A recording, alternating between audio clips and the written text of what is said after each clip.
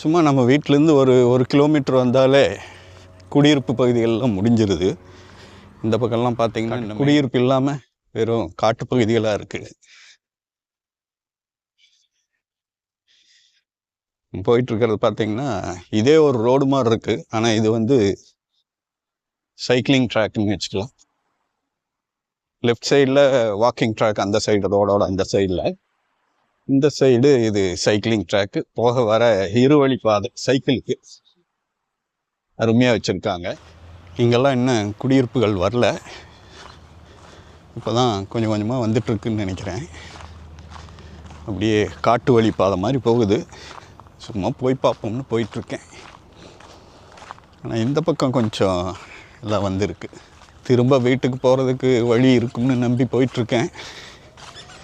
பார்க்கலாம்.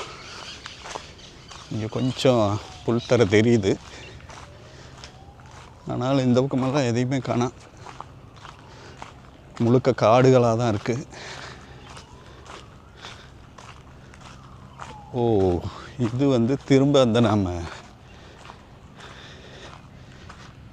இது இன்னொரு மைதானம் போல் இருக்குது. சுற்றி சுற்றி எல்லாமே மைதானம் இல்லைங்க. இது திரும்ப வீட்டுக்கு கூட்டிகிட்டு போகும்னு தோணலை. இது இங்கே முழுக்க முழுக்க வனப்பகுதியாகவே இருக்கும் போல் இருக்குது. இங்கே ஒரு ஸ்ட்ரீம் இருக்கும் போல் இருக்குது. ஸ்ட்ரீமா அல்லது குளமான்னு தெரியல. பார்ப்போம் கிட்ட போய். ஆமாங்க, இது ஏதோ குளம்தான். தண்ணி எப்படி விழுந்துட்டுருக்கு பாருங்க. எங்கேருந்து வருதுன்னு தான் தெரியல.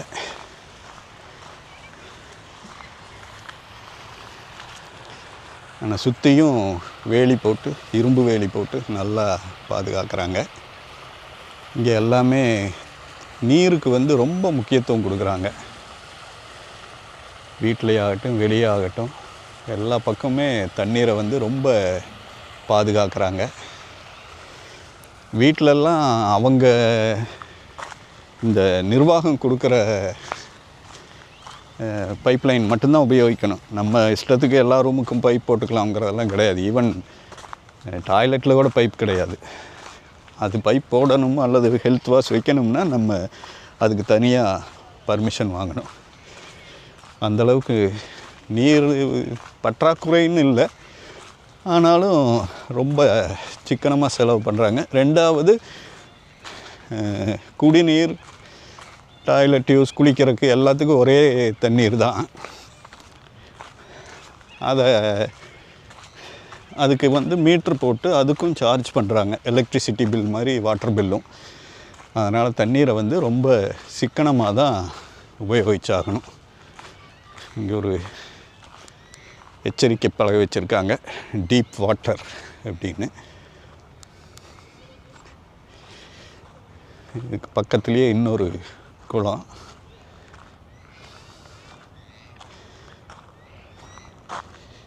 இது அருமையாக இருக்குது பாருங்கள். சுற்றியும் வனப்பகுதி. அற்புதமான இடம். ஆனால் வீட்டுக்கு போகிறக்கு வழி இருக்குமான்னு தான் தெரியல. அல்லது திரும்ப வந்த வழியிலேயே வரணுமான்னு தெரியல.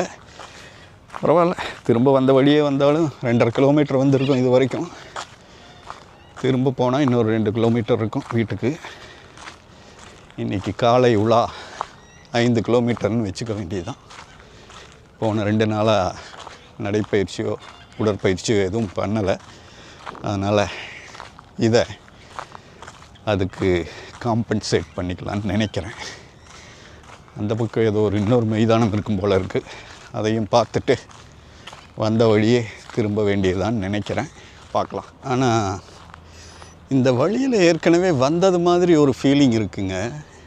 ஆஹா, இப்போ தாங்க தெரியுது. இது போன நவம்பரில் அக்டோபர் 30ன்னு நினைக்கிறேன். இங்கே வந்து ஒரு 10 கிலோமீட்டர் மாரத்தான் ஓடினேன். எதுக்கு தெரியுது பார்த்தீங்களா? அந்த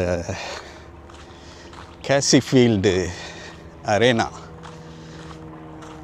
ஓகே, இங்கே ஒரு ட்ராக் கூட இருந்தது பார்த்தீங்களா? இந்த வழியாக தான் ஓடி இருக்கேன். ஆனால் நான் இந்த இது கானகத்துக்குள்ளே நுழைஞ்சது வேறு வழி. ஆனால் இந்த வழியாக வந்திருக்கேங்கிறது இப்போ தெரியுது. இந்த வழியாக போனோம்.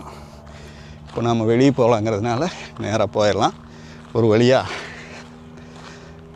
வீட்டுக்கு போகிற சாலையை பார்த்துட்டேன். ஆனால் அங்கேருந்து இன்னும் 2 கிலோமீட்டர் போக வேண்டி இருக்கும். இப்போ 3 கிலோமீட்டர் ஆகிருக்கு. இந்த கிரவுண்டையெல்லாம் சுற்றி, இந்த மைதானத்தையெல்லாம் சுற்றி அப்போ ஓடுனேன். எனக்கு இப்போ ஞாபகம் இருக்குது. 10 கிலோமீட்டர் ஓடினேன் மாரத்தான். அப்போ வந்து இந்த வழியாக தான் ரூட் போட்டிருந்தாங்க. சூப்பர் பரவாயில்ல. இந்த வழியாக வந்தது இன்னொரு நல்ல முக்கியமான பகுதிகளை, 2 முக்கியமான பகுதிகளை இணைக்கிறது ஒரு வழி இருக்குது அப்படின்னு தெரிஞ்சுக்கிட்டேன். பாருங்கள், இதுவும் ஒரு மைதானம்தான். நாங்கள் அந்த மேரத்தானை ஆரம்பித்தது வந்து இதுங்க நம்ம ட்ராக் இருக்குது, அதையும் காட்டுறேன் உங்களுக்கு. அதுக்குள்ளே காலில் கல்,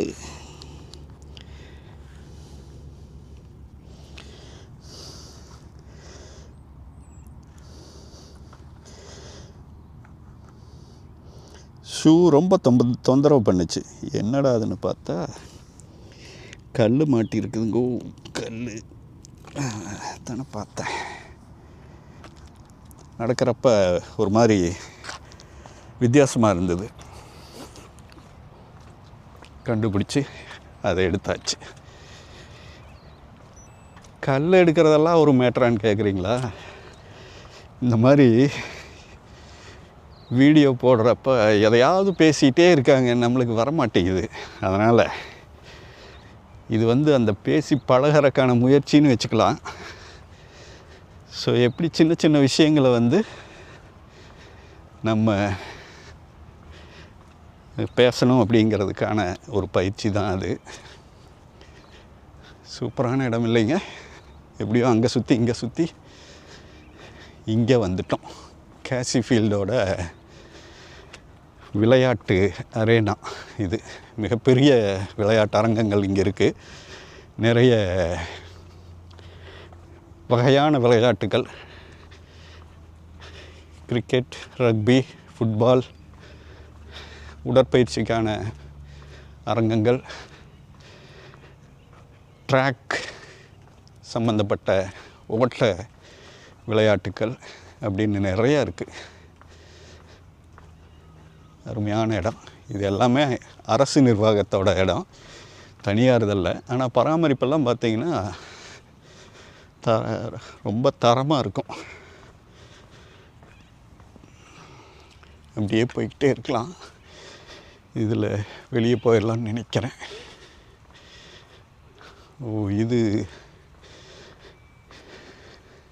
ஆரம்பித்த இடம் இல்லைங்க, இது மேரத்தான் ஆரம்பித்த இடம் இல்லை, இது அதுக்கு பக்கத்து மைதானம்னு நினைக்கிறேன். ஏன்னா அங்கேயும் இதே மாதிரி தான் ஒரு பார்வையாளர்கள் மாடம் இருந்தது. அதை வச்சு நான் இது அந்த இடம்னு சொல்லிட்டேன். பட் அது பக்கத்தில் தான் இருக்குது. பார்ப்போம். இது பார்வையாளர்கள் மாடம். என்ன இங்கெல்லாம் காக்காய் கிடையாதுங்க. யாருமே பெருசாக வர்றதுக்கான உபயோகிக்கிறதுக்கான காரணம் அதான் வெதர். பெரும்பாலான நாட்கள் கடும் குளிரில் இருக்குங்கிறதுனால. இது டாய்லெட்.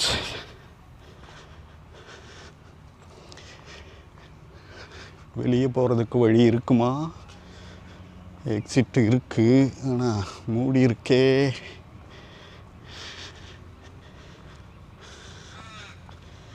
பூட்டி இருக்கா? பார்ப்போமா?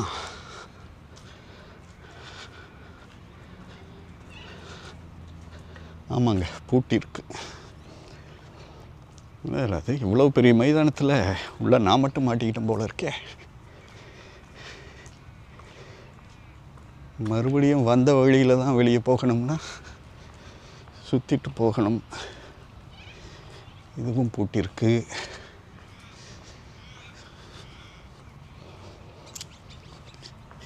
ஏய் திறங்கடா, எங்கேயாவது வழி கொடுங்கடா. இங்கே பார்த்தீங்களா, இங்கேயும் பாரு. ஆஹா,